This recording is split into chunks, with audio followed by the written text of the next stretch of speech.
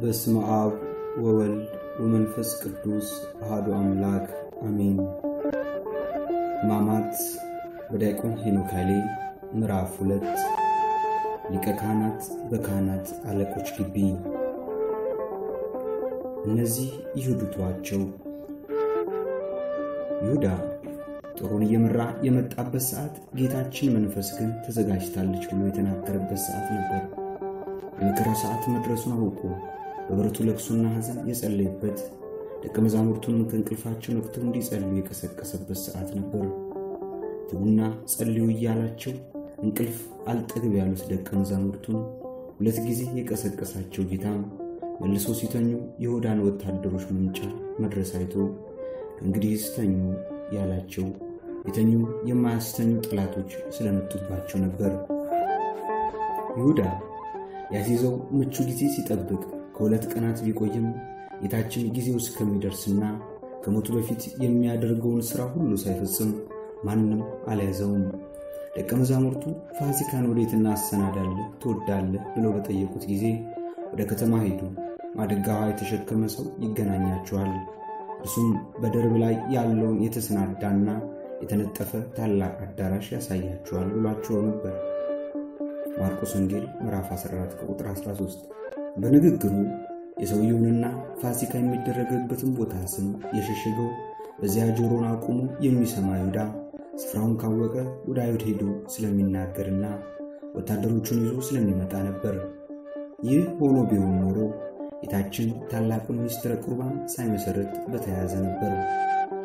አሁን ግን ሰዓቱ ቀርቧልና ጌታችን ሊያስፈቀደ ይሁዳ ቀርቦ ከሳመው በኋላ ጌታችን ወታደሮቹ ወደ እርሱ ሳይመጡ በፊት ወደ እነርሱ ቀረበ።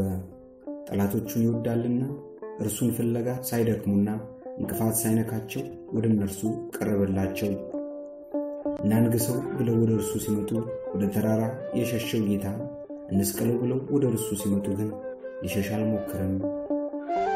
እንደ ነቢዩ ኤልሳ ሊይዙት የመጡትን ወታደሮች ዓይናቸውን አሳውሮ መንገዱ በዚያ አይደለም፣ ከተማይቱም ይህች አይደለችም፣ የምትሹትን ሰው አሳያችሁ ዘንድ ተከተሉኝ ብሎ ወደ ሌላ መንገድ ሊመራቸው የሚቻል ቢሆንም እርሱ ግን ወደ እነርሱ ቀረበ። ሁለተኛ ነገሥት ምዕራፍ 6 ከቁጥር 18-19። ከፊታቸው ቆሞ ማንን ትፈልጋላችሁ ብሎ ጠየቃቸው። ወታደሮቹ ምንም እንኳ በይሁዳ ምልክት ሰጪነት ማንነቱን የተረዱ ቢሆንም ጥያቄው ስላደናገራቸው የናዝሬቱ ኢየሱስን ብለው መለሱለት። እኔ ነኝ ባላቸው ጊዜ ወዳላቸው አፈግፍገው በምድር ወደቁ። ዮሐንስ ወንጌል ምዕራፍ 18 ከቁጥር 5። ጥያቄ ጠይቆ መልስ ሲሰጠው ወደ ኋላ መውደቅ እንዴት ያለ ነገር ነው? የጠበቁትን መልስ ሰምተው እንዴት ሊወድቁ ይችላሉ? ነዋቢ መለኮት ወንጌላዊ ዮሐንስ ከሌሎች ወንድሞቹ በተለየ ሁኔታ ይህንን ክስተት የጻፈልን ለምን ይሆን? እርግጥ ነው ማንም ሰው እገሌ ነህን ብለን ለምንጠይቀው ጥያቄ እኔ ነኝ የሚል መልስ ሊሰጠን ወደ ኋላ ሊጥለን አይችልም። ለነዚህ ወታደሮች ግን እኔ ነኝ ብሎ የመለሰላቸው በሲና ተራራ ሙሴ ስም ማን ነው ብሎ በጠየቀው ጊዜ እኔ ነኝ ብሎ የተናገረው ልዑል እግዚአብሔር ነው። ዘጸአት ምዕራፍ 3 ቁጥር 14። በምድር ላይ በምንም ቋንቋ ስሙ በምልአት ሊገለጥ የማይቻለው ነቢዩ ዳዊት አንተ ግን አንተ ነህ ብሎ የዘመረለት ራሱን እኔ ነኝ ብሎ ከመግለጥ በቀር በምንም ስም ሊወሰን የማይቻለው እግዚአብሔር ራሱ ነው። ስለዚህ እኔ ነኝ ብሎ በአምላካዊ ቃሉ ሲናገር እንደ ሙሴ እንደ ዮሐንስ ያሉት ቅዱሳን በግንባራቸው ለስግደት ይደፋሉ። ማንነቱን ያልተረዱት ወታደሮችና መሰሎቻቸው ደግሞ እኔ ነኝ ሲላቸው ወደ ኋላቸው ይደፋሉ። ስለዚህ እግዚአብሔር የተነሳ ጠላቶቹን ተበተኑ፣ የሚጠሉትን ከፊቱ ሸሹ። መዝሙር 68 ከቁጥር 1። እንደ ኤሊ ያሉ ስለ እርሱ ሥራ ሲሰሙ የኋሊት ወድቀው ሲሞቱ፣ እንደ ሕዝቅኤል ያሉት ደግሞ በአምልኮ በግንባር ተደፋው ይላሉ። ሕዝቅኤል ምዕራፍ 1 ከቁጥር 28፣ አንደኛ ሳሙኤል ምዕራፍ 4 ከቁጥር 18። ቅዱስ ጎርጎርዮስ ዘኑሲስ በአጭር ቃል ሲያስቀምጠው ጻድቃን ወደፊታቸው ሲወድቁ ኃጥአን ወደ ኋላቸው ይወድቃሉና ይላል። በእውነትም በአዲስ ኪዳን መጽሐፍት እንደተረዳነው በስሙ የሚያምኑ ሐዋርያት አትፍሩ እኔ ነኝ ሲላቸው ልባቸው ይረጋጋል። የማያምኑ ሰዎች ግን እኔ ነኝ ሲላቸው ይወድቃሉ፣ አጋንንትም በፍርሃት ይጮኻሉ። ማቴዎስ ወንጌል ምዕራፍ 14 ከቁጥር 27። በነቢዩ ዳዊት ክፋትን በአንተ ላይ ዘርግተዋልና የማይቻላቸውን ምክር አሰቡ፣ ወደ ኋላቸው ትመልሳቸዋለህ ተብሎ እንደተነገረም ወደ ጌታ ለመያዝ የመጡት ወታደሮች እኔ ነኝ ሲላቸው ወደ ኋላ ወደቁ። መዝሙር 21 ከቁጥር 12።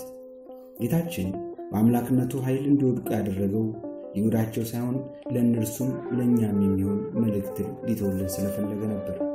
ይህ መልእክት ጊዜው ስለደረሰ ያዙት እንጂ በሰራዊት ብዛት የተያዘ እንዳልሆነ እንዲረዱ ነው። ነፍሴን እኔ በፈቃድ ያኖራታለሁ እንጂ ከኔ ማንም አይወስዳትም በማለት እንደተናገረው ጌታችን የተያዘው የሚይዙት ሰዎች ኃይለኞች ስለሆኑ ሳይሆን ኃያሉ በፈቃዱ ድካምን መርጦ ነው። ዮሐንስ ወንጌል ምዕራፍ 10 ቁጥር 18። ስለዚህ የኋሊት እንዲወድቁ በማድረግ መለኮታዊውን ዳግመኛ እንዲነሱ በማድረግ ደግሞ ምሕረቱን መጠን ያሳያቸው። የሚያስተውሉ ከሆኑ ለወታደሮቹ የተሰጠ የመጨረሻው ስብከት ይህ ነበር። ቅዱስ አውግስጢኖስ በወደቁ ጊዜ መለኮታዊውን ስለማስረዳቱ ሲናገር እንዲህ ይላል። እንዲፈረድበት ራሱን አሳልፎ በሰጠበት ቀን እንዲህ ካደረገ ሊፈርድ ሲመጣ ምን ያደርግ ይሆን? ሊሞት በመጣበት ጊዜ ይህን ኃይል ካሳየ ለዘላለም ሊገዛ በሚመጣበት ጊዜ እንዴት ኃይልን ያሳይ ይሆን? ቅዱስ ዮሐንስ አፈወርቅም ስለዚህ ሲገልጽ ጌታችን በመስቀል ላይ መከራ ተቀብሎ ስለሁላችን የሞተው በፈቃዱ እንጂ በግድ ተይዞ ሞት ስለተፈረደበት አለመሆኑን ያብራራል። ቅዱስ ጳውሎስ ስለ ሰው ሁሉ ሞትን ይቀምስ ዘንድ ያለውን ይህንን ያስረዳል። ዕብራውያን ምዕራፍ 2 ከቁጥር 9። ክርስቶስ ሞትን ቀመሰ ተብሎ የሚነገረው ራሱ ጌታችን ሞትን እንደ ጽዋ አድርጎ ስለተናገረ ነው። ሆኖም በጽዋ ቢመስልም ሞትን ጠጣ በማለት ፈንታ ቀመሰ የሚለው ቃል በመጽሐፍት ተጽፏል። ይህ ቀመሰ የሚል አገላለጽ የሚቀምስ ሰው የሚፈልገውን ያህል ብቻ ስቦ እንደሚቀምስ ጌታችንም ሞቱን በፈቃዱ የተቀበለው እንጂ በግድ የተጋተው አለመሆኑን የሚያሳይ ነው። ከነዚህ በተጨማሪ ጌታችን ሞትን ቀምሶ ከእርሱ በኋላ በስሙ ለሚሞቱት ሰማዕታት ይህች ጽዋ ከኔ ትለፍ ብሎ ማስተላለፉን የሚያሳይ ድንቅ አገላለጽ ነው። ጌታችን ሞቱን ፈቅዶ የተቀበለው ለእኛ ብሎ ነው እንጂ ክብር ይግባውና ወንጀል ኖሮበት ሊቀጣ አይደለም፣ ወይም ደግሞ በመሞት ክብር የሚያገኝበት ሆኖ አይደለም። ሊቃውንት ተሰቅለ በእንቲአነ ስለኛ ተሰቀለ የሚለውን ሲተረጉሙ እንደ ወንበዴዎች ስቶ እንደ ሰማዕታት ሽቶ አይደለም፣ ለእኛ ብሎ ተሰቀለ ይላሉ። ወታደሮች መውደቅ ይህንን ካስተማረ በኋላ ወታደሮቹ ከወደቁበት ሲነሱ ለሁለተኛ ጊዜ ማንን ትፈልጋላችሁ ብሎ ጠየቃቸው። እነርሱም የናዝሬቱ ኢየሱስን ብለው መለሱ። ደግሞ እኔ ነኝ ሲላቸው ግን በመጀመሪያው ኃይሉንና በፈቃዱ መያዙን ገልጧልና ወደ ኋላ አልወደቁም። ደግሞ ቢወድቁ ኖሮ ምናልባት ከዚያ በኋላ ቢጠይቃቸውም ላይመለሱና የመጡበትን ትተው ሊሄዱ በቻሉ ነበር። ጌታችን ከመያዙ በፊት ለወታደሮች አንድ ነገር አሳሰባቸው። የሚይዙት ኃይል ስለሌለው ሳይሆን ፈቅዶ መሆኑን ካስረዳ በኋላ ልትይዙኝ ከሆነ እንግዲህ እኔን ትፈልጉ እንደሆናችሁ እነዚህ ሂዱ ተዋቸው አለ። ወደ መከራ እየሄደ ስለ ተማሪዎቹ የሚያስብ መምህር፣ ወደ መታረድ እየሄደ ስለ በጎቹ የሚጨነቅ መልካም እረኛ ክርስቶስ እኔን ያዙኝና እነዚህ ይሂዱ ተዋቸው ብሎ ነፍሱን ስለ በጎቹ አሳልፎ ሰጠ። ደቀ መዛሙርቱን አቅማቸውን ያውቃልና ከሚቻላቸው ላይ ተፈተኑ እንዳይጠፉ ባልጸና እምነታቸው ከመከራ እንዳይወድቁ ያስባልና በአንዲት ገረድ ፊት የሚክዱት ሐዋርያት በወታደር ፊት እንዲጋፈጡ አላሰናበታቸውም። ይሂዱ ተዋቸው አለ። ሊቃውንት እንዳስተዋሉት ጌታችን እነዚህን አለ እንጂ ደቀ መዛሙርቱ ተዋቸው ይሂዱ አላለም። ደቀ መዛሙርቱ መሆናቸውን ቢገልጽ በንግግሩ አደጋ ላይ እንዳይጥላቸው ሳሳላቸው።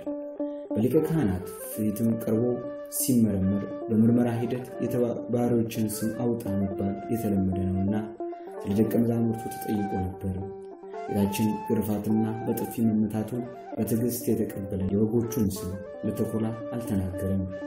አስቀድሞ ሲጸልይ ከእነርሱ ጋር በዓለም ሳለሁ የሰጠኸኝን በስምህ እኔ ጠብቃቸው ነበር፣ ጠበቅኳቸው፣ መጽሐፉም እንዲፈጸም ከጥፋት ልጅ በቀር ከእነርሱ ማንም አልጠፋም ብሎ እንደተናገረው አስቦ ሸምቆ በፈቃዱ ከካደው ከይሁዳ በቀር በማይችሉት መከራ ተፈትነው ይወድቁ ዘንድ ደቀ መዛሙርቱን አልተዋቸውም። እነዚህን ይሂዱ ተዋቸው የሚለው ቃል ምንኛ ድንቅ ነው! ጌታችን እሱ ታስሮ ነፃ ያወጣው ደቀ መዛሙርቱን ብቻ ሳይሆን ሁላችንንም ነው። ታስሮ ያስፈታን በነፃነት እንዲሄድ ያደረገን ሁላችንንም ነው። ቅዱስ ስምዖን አምዳዊ አንተም መልሰህ እነዚህን ተዋቸው ይሂዱ እኔን ያዙኝ ብለህ ስለ ደቀ መዛሙርትና ስለሚያምኑብህ ሕዝብ ሁሉ ነፍስህን ለሞት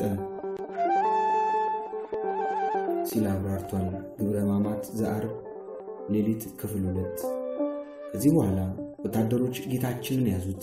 ከ14ቱ ሕማማተ መስቀል እንደ አንድ ሆኖ የሚቆጠረው የጌታ መያዝ በመንፈሳዊ መነጽር ሲታይ እጅግ ጥልቅ ነው።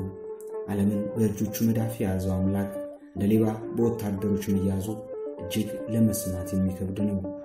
ቅዳሴያችን እንዲህ ይላል፣ ሁሉን የያዘውን ያዙት፣ ሁሉን የሚገዛውን አሰሩት፣ በቁጣ ወተቱት፣ በፍቅር ተከተላቸው።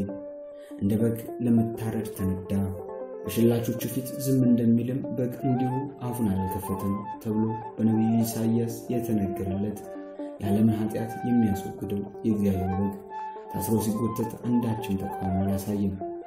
እኛን ከኃጢአት መሰራ ሊፈታ በፍቃዱ ታሰረ።